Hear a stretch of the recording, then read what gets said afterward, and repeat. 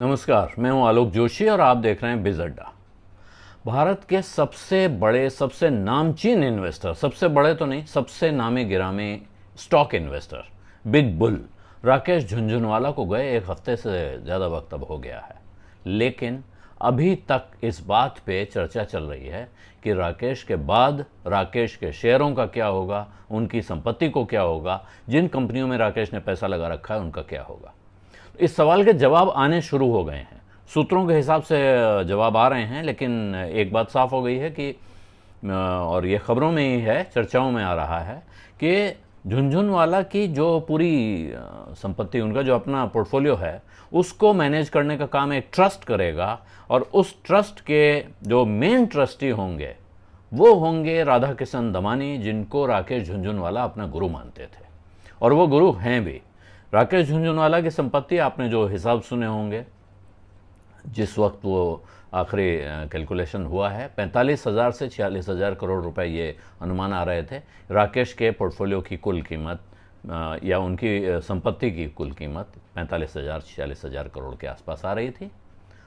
राधा किशन दमानी का पोर्टफोलियो, राधा किशन दमानी की हैसियत है 1,80,000 करोड़ रुपए।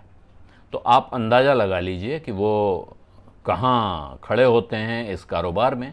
और राकेश झुनझुनवाला उनको अपना गुरु नहीं मानते थे। इस बाज़ार में बहुत सारे लोग राधा कृष्ण दमानी को अपना गुरु मानते हैं। और डी मार्ट नाम का स्टोर जो है वो आपने देखा होगा, उस कंपनी के एवेन्यू सुपर मार्ट के प्रोमोटर और उसके सबसे बड़े शेयर होल्डर वो हैं ही। उससे उनकी सबसे बड़ी मार्केट में प्रेजेंस बनती है। लेकिन उसके अलावा जिन कंपनियों में उनके इन्वेस्टमेंट्स हैं वो भी लोग उसी तरह से, उसी बारीकी से देखते हैं जैसे वो राकेश झुनझुनवाला के शेयरों को देखा करते थे। तो अब राकेश के न रहने के बाद, और ये एक चीज़ और बहुत बड़ी, इससे ख़ास चीज़ सामने आ रही है। राकेश के बारे में आप सबसे बड़ी चर्चा इस वक्त ये सुन रहे हैं कि राकेश कहते हैं, मैंने जो सबसे बड़ी गलती की, मैं चाहता हूँ कि बाकी लोग वो गलती ना करें, और मैं चाहता हूं कि जिस चीज़ पर मैंने सबसे कम इन्वेस्ट किया लोग उसमें सबसे ज़्यादा इन्वेस्ट करें। वो थी सेहत, स्वास्थ्य, हेल्थ। क्योंकि राकेश झुनझुनवाला ने अपनी सेहत पे सही वक्त पे ध्यान नहीं दिया। जो उनकी आदतें थीं और जिस तरह का उनका स्वास्थ्य था वो आखिर में उन्हें महंगा पड़ा। हालांकि वो उन्होंने स्टार हेल्थ में बड़ा इन्वेस्टमेंट किया हुआ था, जो एक हेल्थ केयर कंपनी है, स्टार हेल्थ इंश्योरेंस और हेल्थ केयर ब्रांड है वो। इसके बावजूद ये जो बड़ी समस्या राकेश के लाइफस्टाइल में देखी गई, वो बहुत लोग उसको पॉइंट आउट कर रहे हैं। लेकिन पहले भी मैंने कहा था और अब फिर बता रहा हूँ कि एक राकेश ने अपनी प्लानिंग जो की है वो उसको देखने, जैसे राकेश के बारे में कहा जाता है कि वो बहुत बारीकी से अध्ययन करते थे, रिसर्च करते थे, स्टडी करते थे। तो उन्होंने अपना भविष्य, उन्हें पता था कि उनकी सेहत कैसी है और कभी भी कुछ हो सकता है उनके साथ, तो उन्होंने बहुत बारीकी से, करीने से अपनी प्लानिंग की हुई थी। ये जो ट्रस्ट है ये यही दिखाता है। इसमें राधा किशन दमानी मेन ट्रस्टी होंगे, उनके साथ कल्पराज धर्मसी और अमल पारेख, ये दो और ट्रस्टीज़ हैं। इसके अलावा अब जो है दमानी जी की ये जिम्मेदारी नई हो जाएगी और ये जितने लिस्टेड इन्वेस्टमेंट्स हैं राकेश झुनझुनवाला के, उनमें जो खबरें आ रही हैं उसके हिसाब से अब फाइनल से रखना है, बेचना है, कुछ और करना है, ये फैसला अब राधा किशन दमानी के हाथ में होगा। रारे एंटरप्राइजेज जो झुनझुनवाला की इन्वेस्टमेंट फर्म है, जिसको लोग रेयर एंटरप्राइजेज भी कहते हैं, लेकिन है वो रारे, राकेश एंड रेखा, वो जैसे चलती थी, दो लोग उसको चला रहे थे, उत्पल सेठ और अमित गोयला, ये दोनों उसको वैसे ही चलाते रहेंगे, ये खबर आ रही है। और जो वहाँ ट्रेडिंग का काम था वो अमित गोयला करते थे, इनको राकेश का राइट हैंड मैन माना जाता था। और दूसरी तरफ उत्पल सेठ उनके इन्वेस्टमेंट्स पे नज़र रखते थे। उसमें भी जो ख़ास चीज़ है वो प्राइवेट इक्विटी इन्वेस्टमेंट्स हैं, यानी कंपनियों में तब इन्वेस्ट करना जब वो लिस्ट नहीं हुई हैं।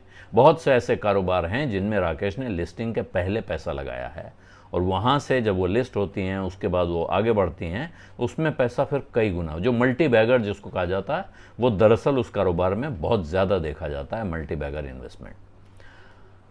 और ये बिल्कुल साफ है कि राकेश झुनझुनवाला ने अपनी स्टेट प्लानिंग पे, यानी मेरे न रहने पर मेरी संपत्ति का क्या होगा, मेरे परिवार का क्या होगा, ये बहुत बहुत करीने से किया है। बर्जिस देसाई को उन्होंने कहा कि मेरी आप विल बनाइए, मेरी वसीयत बनाइए। और अब रेखा झुनझुनवाला जो उनकी पत्नी हैं, और जाहिर है राकेश रेखा नाम से वो फर्म चला रहे थे, इसका अर्थ है कि रेखा झुनझुनवाला को वो बहुत अपने कारोबार में अहम जगह पे देखते हैं। तो वो अब रे एंटरप्राइजेस के मैनेजमेंट में एक्टिव भूमिका निभाएंगी, इस बात की उम्मीद की जा रही है। और साथ में ये जो आशंका बहुत से लोगों के मन में थी कि अब राकेश की कंपनियों का क्या होगा, जो राकेश ने जहाँ पैसा लगा रखा है उसमें, क्योंकि राकेश के परिवार और राकेश के जो इन्वेस्टमेंट एसोसिएट्स हैं, मुझे लगता है उनसे ज़्यादा भारत का मिडिल क्लास और भारत के छोटे निवेशक इस बात को लेकर ज़्यादा परेशान थे। उनका ब्लड प्रेशर बढ़ा हुआ था कि अब राकेश वाली कंपनियों का क्या होगा। तो मेरा ख्याल है इस सूचना के सामने आने के बाद उनका बुखार उतर जाना चाहिए, क्योंकि राकेश झुनझुनवाला ये पक्के तौर पे एक डेडिकेटेड लॉन्ग टर्म इन्वेस्टर के तौर पे, एक वेल्थ क्रिएटर के तौर पे इस बात को सुनिश्चित कर गए कि वो रहें न रहें, the show must go on, और शो वैसे ही चलेगा जैसे वो चलाते थे। और इसीलिए ये जिम्मेदारी उन्होंने उस इंसान के हाथ सौंपी है जिसको वो अपना गुरु मानते थे, जाहिर है निवेश की यात्रा में भी और जीवन में भी। तो राधा किशन दमानी अब इस इन्वेस्टमेंट पोर्टफोलियो के एक तरह से इंचार्ज हैं। ट्रस्टी का अर्थ ही होता है कि इसमें मेरा कुछ नहीं है, मैं आपके लिए इसको मैनेज कर रहा हूं। तो जहां वो राकेश और राकेश के परिवार का ख्याल रखेंगे, बाकी निवेशकों को भी भरोसा रहना चाहिए कि उनके इन्वेस्टमेंट का ख्याल भी अब राधा किशन दमानी रख रहे हैं, इस देश के सबसे बड़े वैल्यू इन्वेस्टर। बिज़ अड्डा में आज इतना ही। अब इजाज़त दीजिए। धन्यवाद। नमस्कार।